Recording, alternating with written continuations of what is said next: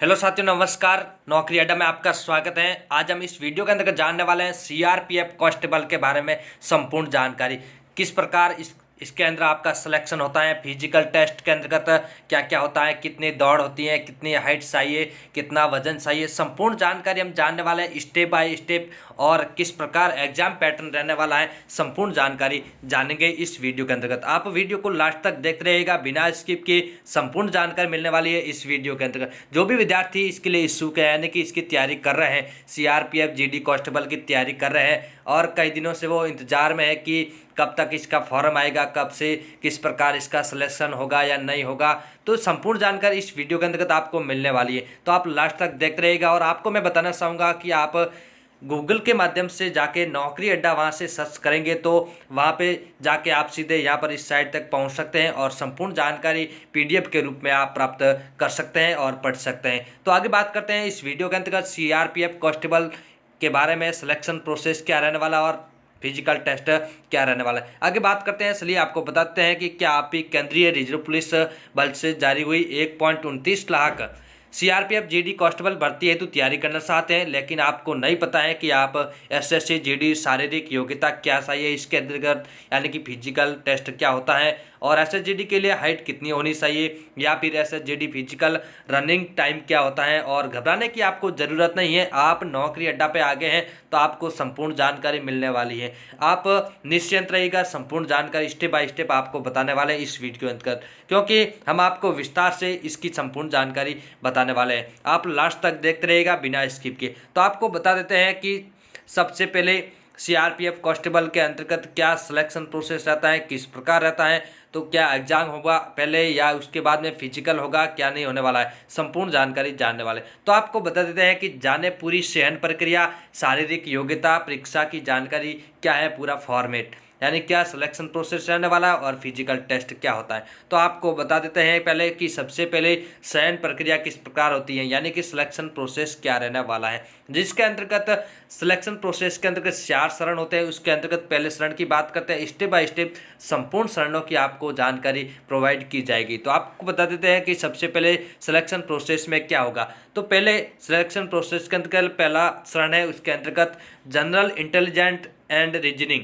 इसके अंतर्गत पहले एग्जाम होगा, उसके अंतर्गत ये टॉपिक आने वाले हैं, यानी कि जनरल इंटेलिजेंस एंड रीजनिंग और elementary mathematics and English language and Hindi language, दोनों में से आपको एक स्विच करनी है। और उसके बाद जनरल अवेयरनेस आदि, ये पहले चरण के अंतर्गत आपको ध्यान रखने योग्य बातें हैं। और चयन प्रक्रिया एक इस पहले चरण के तहत होने वाली परीक्षा हेतु किन बातों का ध्यान रखना है, तो इसके अंतर्गत ये टॉपिक आने वाला है। उसके बाद में हम बात करते हैं कि इसके अंतर्गत कितना टाइम रहने वाला है। तो बात करते हैं the exam duration will be 19 minutes, यानी 90 मिनट्स का आपका एग्जाम होगा। उसके अंतर्गत 100 टोटल क्वेश्चन होंगे, यानी कि 4 चरणों के अंदर 25 क्वेश्चन होंगे, 4 भाग होंगे, 4 सेक्शन होंगे, उसके अंतर्गत 25 क्वेश्चन होंगे, 100 क्वेश्चन का पेपर होगा एक।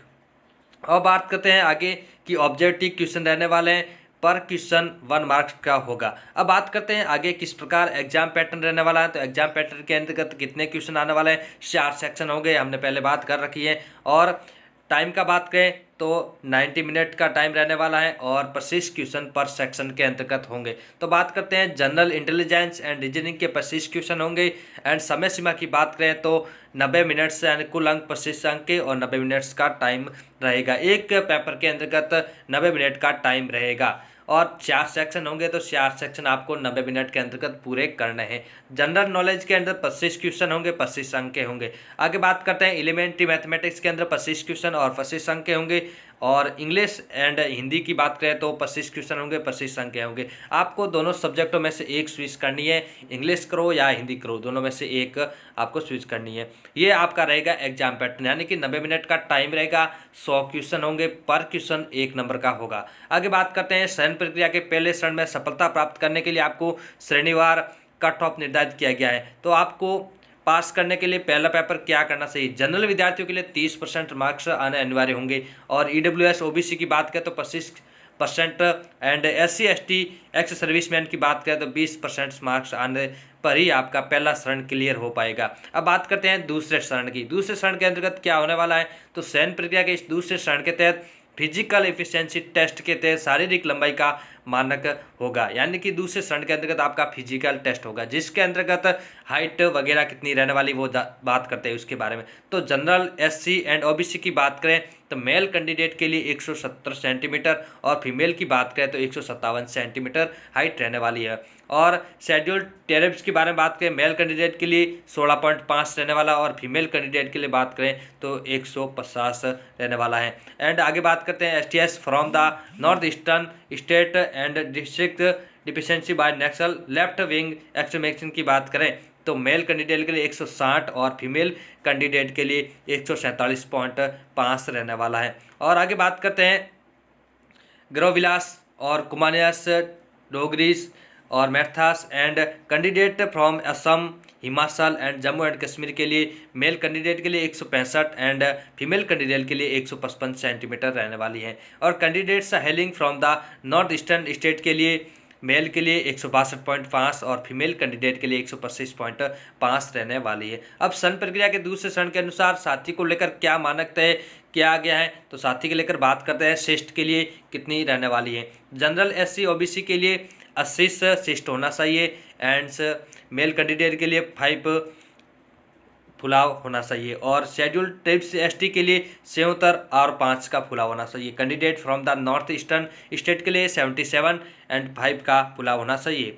एंड ग्रविलास, कुमानिस और Dogras, Marathas and peoples from Assam, Himachal Pradesh and Jammu Kashmir के लिए 78 5 का फुलाव होना चाहिए। अब बात करते हैं आगे चयन प्रक्रिया का तीसरे चरण के अंतर्गत क्या होने वाला है, तो आइए अब हम इसके बारे में भी जान लेते हैं तीसरे चरण के अंतर्गत क्या होने वाला। तो चयन प्रक्रिया के तीसरे चरण के अंतर्गत आपको किन किन बातों का ध्यान रखना है, तो pregnant women are disqualified from taking the SHGD PET, यानी कि कोई प्रेग्नेंट है वो आप इसके लिए अवेलेबल नहीं होगी, अलाउ नहीं होगी। और आगे बात करते हैं ex serviceman are excepted from taking the PET and however the ex serviceman must appear from the detailed medical examination DME and which is the last stage of the SHGD selection process ये रहेगा। अब बात करते हैं चयन क्रिया प्रक्रिया के तीसरे चरण के तहत SHGD फिजिकल रनिंग टाइम क्या होने वाला है, तो रनिंग टाइम की बात करें तो पैरामीटर के रूप में मेल कैंडिडेट के लिए 5 किलोमीटर